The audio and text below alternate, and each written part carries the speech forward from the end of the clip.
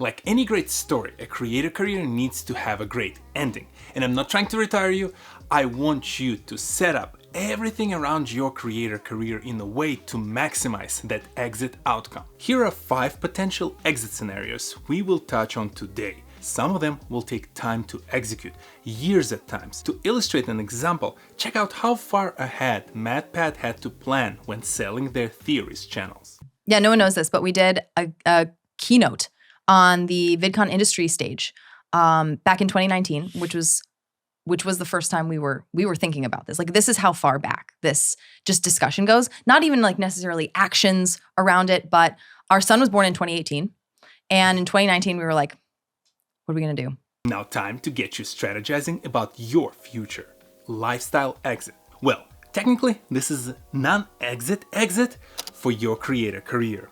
In this scenario, you essentially decided you want to create your content for the rest of your life and not bother with any other major developments that overcomplicate your life. Very respectable way for future planning, but to ensure it is successful, you need to land on the repeatable format your audience will enjoy for years to come. You need to produce nearly a 9-to-5-like consistency in when and how you create that content. And finally, you have to keep your cash burn low to avoid needing any extra projects or efforts to sustain your business that would take you away from the main channel. I actually suspect that many creators prefer this way of exit, but some of them might actually change their plans halfway through and switch to another 4 scenarios.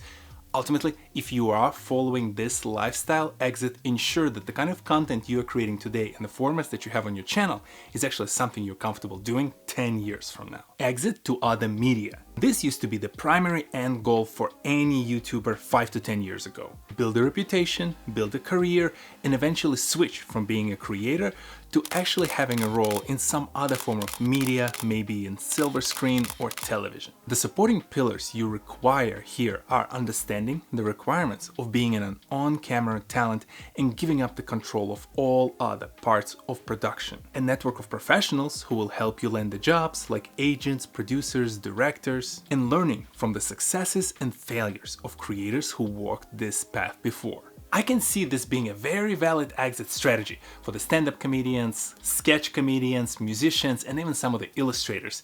They're not always great ways to create sustainable revenue in the creator economy based on those formats of contents where there's a lot of stability from working for a Hollywood company, television company, or maybe joining a studio that supports the broader industry. Exit to corporation. Instead of remaining in media, some creators might instead want to transition into a more classic business role, whether it is leading the media and marketing arm of a company or even something as different as becoming the finance or operations expert. The key pillars are to narrow your focus, whether it is media, consulting, or a business path you want to pursue.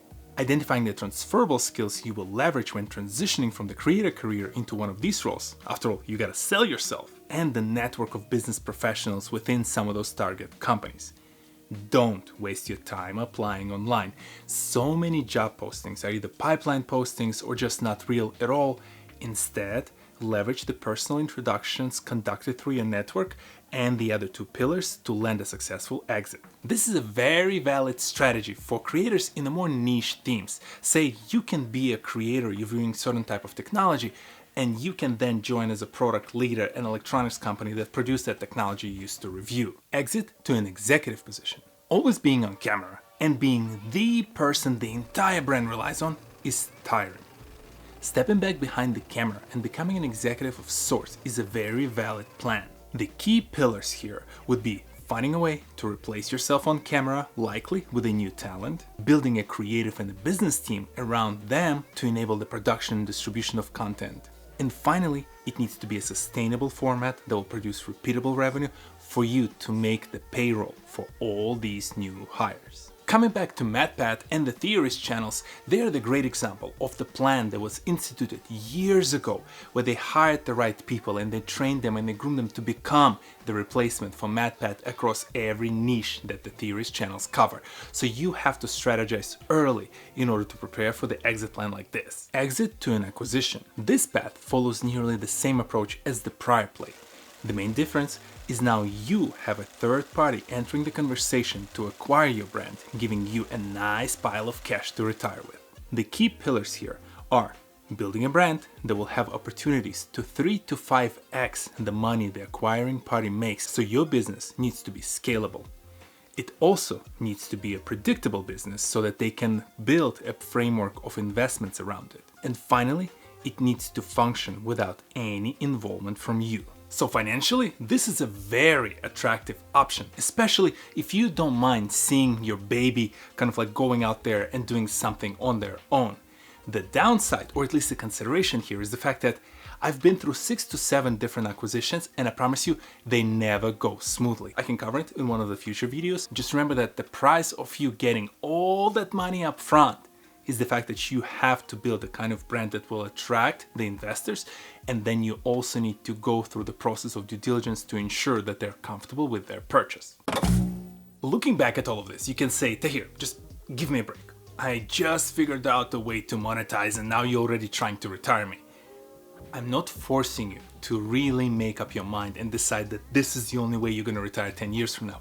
It's all about planning and ensuring that you build the right set of steps towards your end goal. As end goal changes, you can adjust, but the best ventures, the business ventures that I've been part of, all had a very defined exit goal in plan. One of my favorite examples is one acquisition that I've made as part of another company years ago. I wish those founders have the time of their life and going through the acquisition in a very smooth manner and setting up the company that acquired their business for the success long term.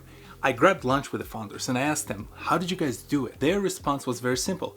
From the very beginning, when they just founded the company years ago, they agreed that they are building this company to sell.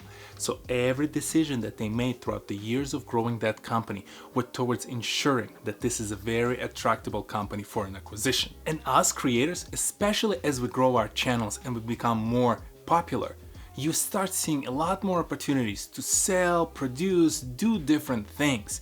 And some of them can be a true distraction from your end goal of whatever the exit strategy you decided.